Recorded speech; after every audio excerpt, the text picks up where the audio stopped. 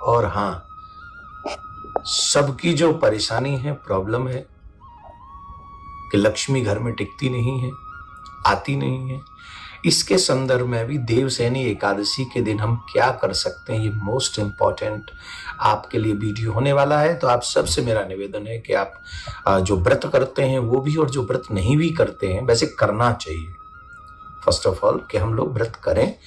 नहीं भी करते हैं तो ये उपाय आप अवश्य करें, जिससे आपके परिवार, सनातनी परिवारों में सुख समृद्धि बनी रहे। एकादशी क्या है, पहले इस पर चर्चा कर लेते हैं। देवशयनी एकादशी अर्थात देवता सो गए हैं। देव उठनी, दीपावली के बाद जो एकादशी है उस एकादशी को देवता उठते हैं, उसे देव उठनी एकादशी कहते हैं।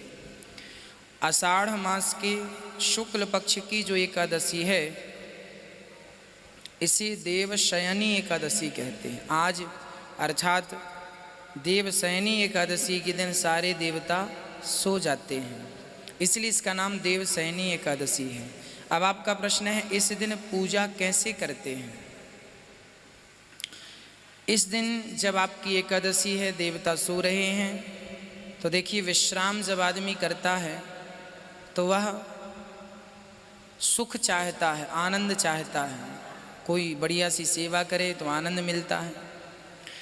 तो इस एकादशी में आप ज़्यादा से ज़्यादा कीर्तन कीजिए। अपने घर में ठाकुर जी को स्नान कराइए, दूध से, दही से, घी से, शक्कर से, शहद से स्नान करा के बड़े प्रेम से भगवान को आसन पर बिठाइए, उन्हें कीर्तन सुनाइए, बढ़िया भजन सुनाइए।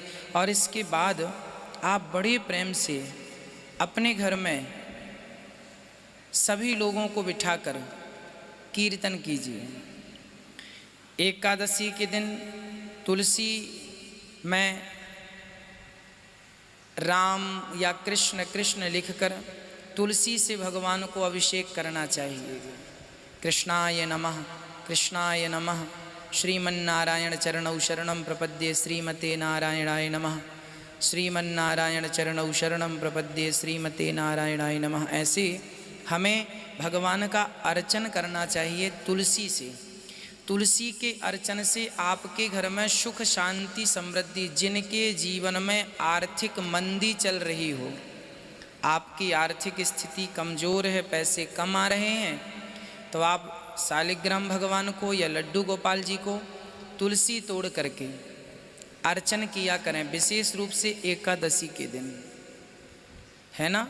अब आप ये ना सवाल करना कि एकादशी को तुलसी तोड़ते हैं कि नहीं। हाँ, एकादशी को तुलसी तोड़ सकते हैं। एकादशी के दिन तुलसी तोड़ने में कोई प्रतिबंध नहीं है। एकादशी ये शास्त्रोक्त बात है जो प्रमाण सहित हम आपसे कह रहे हैं। तुलसी तोड़ करके बड़ी, यदि दिन रविवार का हो एकादशी के दिन तो नहीं तोड़ते हैं, है ना। बाकी समय तोड़कर ठाकुर जी का नाम कृष्ण लिख के, राम लिख के और भगवान को अभिषेक करें। श्रीमन्नारायण चरणौ शरणं प्रपद्ये, श्रीमते नारायण नमः। 21 पत्ते हों, 51 पत्ते हों, 108 पत्ते हों, जो आपकी श्रद्धा है, 100, 200, 500 जितने पत्ते हैं सबसे अभिषेक करिए, भगवान को डुबा दीजिए तुलसी में। फिर देखिए जैसे तुलसी भगवान पर बरसेगी उसी तरह धन धान्य आप पर बरसेगा। तो आप अपने घर को धन धान्य से भरने के लिए एकादशी के दिन भगवान को तुलसी से अर्चन करें और श्रीमन्नारायण चरणौ शरणं प्रपद्ये, श्रीमते नारायणाय नमः एक बार ये मंत्र कहें और छोड़ दें। फिर दूसरी बार श्रीमन्नारायण चरणौ शरणं प्रपद्ये, श्रीमते नारायणाय नमः, फिर छोड़ दें। ऐसे भगवान की पूजा रात्रि को जब आप सोने लगें तो सोने के पहले अपने भगवान को, विशेष रूप से देवशयनी एकादशी के दिन आपके घर में लड्डू गोपाल जी हैं, आपके घर में जो भी भगवान हैं, एक सुंदर सा बिस्तर तैयार कीजिए, तकिया तैयार कीजिए, भगवान को लिटाइए। और जब आदमी विश्राम करता है ना तो कोई उसके पाँव दबा दे तो बड़ा आराम मिलता है। तो आप भी भगवान के चरणों को दबाइए। श्रीमन्नारायण चरणौ शरणं प्रपद्ये, चरण दबाइए।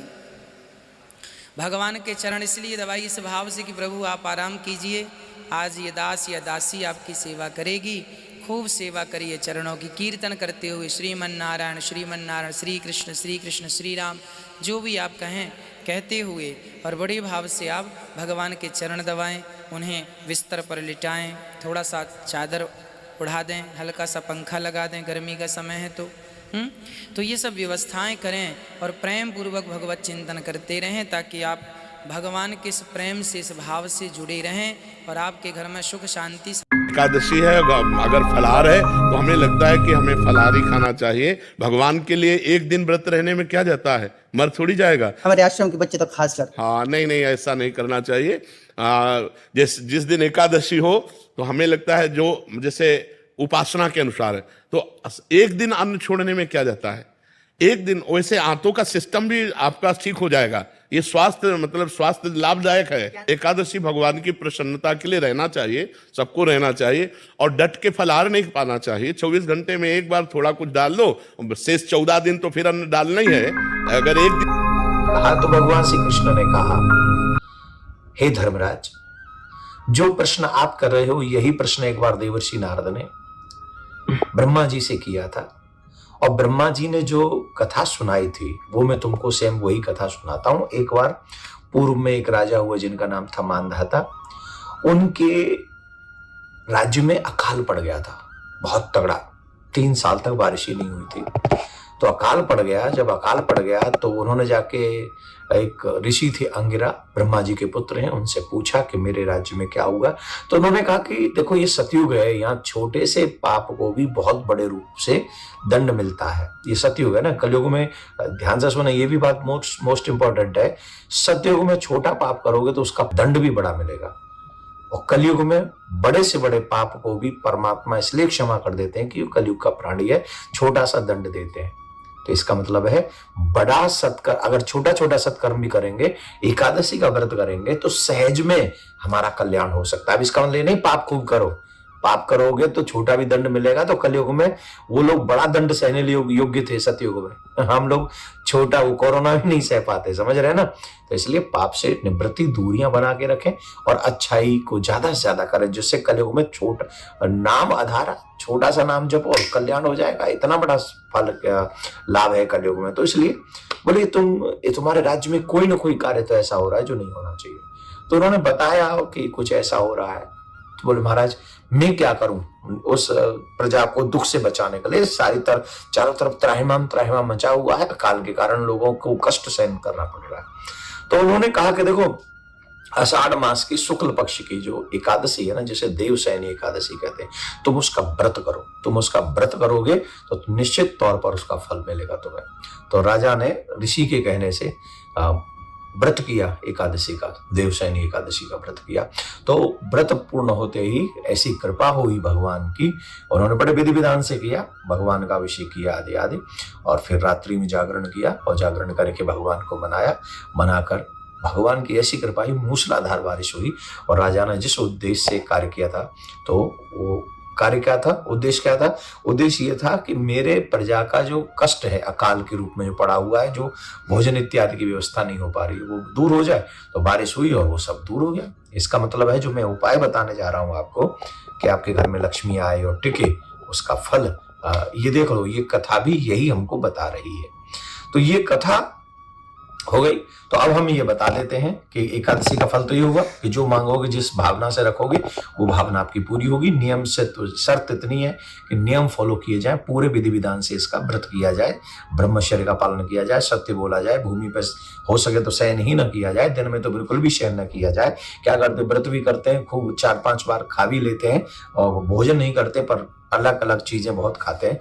तो ये थोड़ा सा व्रत का सा माहौल बनाकर रात्रि में हो सके तो जागरण करें, और उसके बाद भगवान का अभिषेक भी पहले करें स्नान के बाद। तो संकल्प लें कि हम व्रत करने वाले हैं, हम इस कार्य को करने वाले हैं, तो इस चीज को संकल्प करें। मेरा नाम यह है, मेरा गोत्र यह है, मैं देवसैनी एकादशी का व्रत कर रहा हूँ। तो देवसैनी एकादशी अपने आप में बहुत बड़ी है, इसे हरिसैनी एकादशी भी कहते हैं। भगवान नारायण 4 महीने के लिए विश्राम करने जा रहे हैं, जिसे चातुर्मास कहते हैं। साधु संत यात्रा भी बंद कर देते हैं इन दिनों में शुभ कार्य करना बंद कर देते हैं।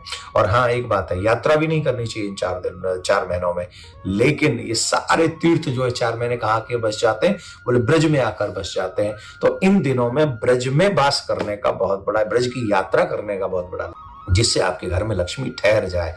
तो लक्ष्मी कैसे ठहरेगी, तो आप एक कार्य कीजिएगा कि एकादशी का व्रत जब करें, ब्रह्म मुहूर्त में जब आप उठें, स्नान करें, स्नान के बाद में दक्षिण मुखी शंख लें और दक्षिण मुखी शंख में लेकर शंख से भगवान विष्णु का अभिषेक करें पंचामृत से अभिषेक करें। और जब आप पंचामृत से भगवान विष्णु का, लक्ष्मी माँ का अभिषेक करेंगे तो इससे माँ लक्ष्मी बहुत शीघ्र प्रसन्न होंगी और माँ लक्ष्मी आपके घर में निवास करने का निश्चय करेंगे।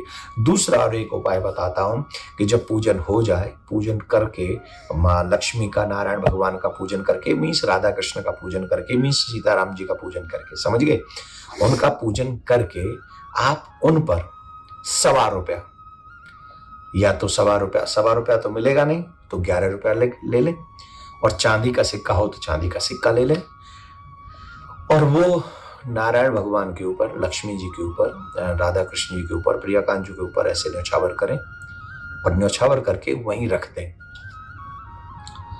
और जब पारायण करें दूसरे दिन, तब वहां से उसको लें और लाल वस्त्र में या पीले वस्त्र में, पीला वस्त्र ज्यादा शुभ है, पीले वस्त्र में लें।